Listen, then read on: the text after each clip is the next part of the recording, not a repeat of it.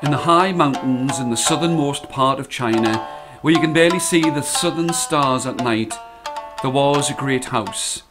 And in that house there was a warrior king, who was known as Wu. He was firm, but he was fair, and everyone who lived in his kingdom knew that he would treat them well if they treated each other well. And he had a daughter. His daughter's name was Yehtsin. Yehtsin was about 16 years old, tall, strong, straight, beautiful and clever. And she loved her father very much, and there was nothing in this world that she would not do for him. And Wu loved his own daughter, but he was lonely. For his wife, Yehtsin's mother, had died some years before, and he wished to find a new wife. Well, he heard about a woman who lived in the nearby province. She was beautiful, and it was said that she was rich. But she had a daughter too, about Yehtsin's age, and Wu would go to try and marry this woman. Well, he had a fine and a beautiful palace, and he had a kingdom, and of course this woman, she agreed to marry Wu. But when she and her daughter came back to his house, she would smile at him, a beautiful smile, and she would say, "Oh, my dear sweet husband, I see that your daughter Yehtsin, she has a bigger room than my daughter, and I wonder if Yehtsin would move out of her room and my daughter could have Yehtsin's room."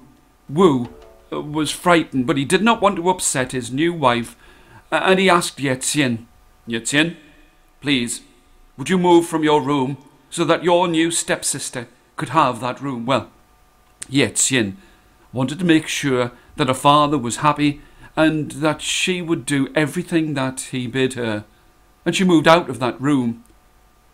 But do you think that this new stepmother was happy? No. She went to her husband with a sweet and a sickly smile and spoke, "My dear sweet husband, I see that Yehtsin, your daughter, does not do any work. I would like it if she was to go and fetch some water for me every morning." Wu asked his daughter, "Please, my daughter, I would wish for you to fetch water for your new stepmother." Yehtsin did not want to upset her new stepmother, and every morning when the sun would rise, she would go down to the stream and she would take some water and bring it inside of the great palace. But do you think that this new wife was happy? No. When Wu was not looking, the look upon her face, the smile that was there, was gone. "Yehtsin, this water, it's not cold enough. This water is not sweet enough. You need to fetch me more." And here the stepmother said, "And I have got for you 2 buckets. But the buckets were made out of gold, which are heavy even before they are filled with water. And Yehtsin had to pick up the buckets and carry them and bring in the water. And now there was more water, and it was colder. But do you think that this new stepmother was happy? No. She said, "You must go. You must fetch me the water that is in the lakes at the top of the mountains. The road is long, and you must get up even earlier. So you will move out of this palace and live in a cave by the side of the river." Wu was dismayed to see that his own daughter was sent out of the palace and she had to fetch water, but he did not want to upset his new wife, and he sadly watched his daughter arise before the sun would get to the sky and climb up the rough and ragged steps and go on the rough and the rocky path.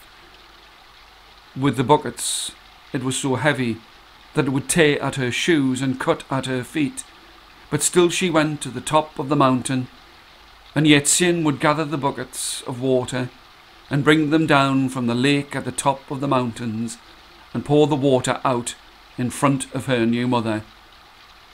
And do you think that this new stepmother was happy? Yes, for she had her way, because she was now living in the palace. Her daughter had the fine room, and Yehtsin was nowhere to interfere with her schemes. Every morning, Yehtsin would rise and carry the heavy buckets, and her feet would be cut by the rocky path. But one day, when she went inside of the great caverns inside of the mountains, where the lakes would lie, soft and flat and silvered like a mirror, she heard a voice, a sweet, singing voice.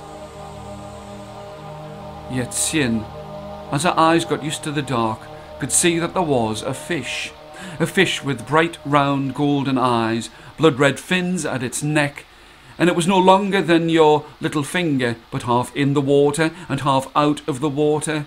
And Yehtsin scooped it up with her hand and placed it into one of the buckets. And as soon as it landed inside of the water, inside of the buckets, they seemed lighter. It was as if there was no weight to them. And still the fish sang. As she went down the mountainside, her feet were not cut. And such a prize she thought she would not give to her new mother. So before she went back into the palace, she took the fish from out of the bucket and placed it inside of a bowl that still had some of the rice from the previous evening's meal. And she went inside and poured out the water, but she couldn't stop herself, because she smiled. The wicked stepmother looked at her and said, "Why do you smile?" But Yehtsin would not speak.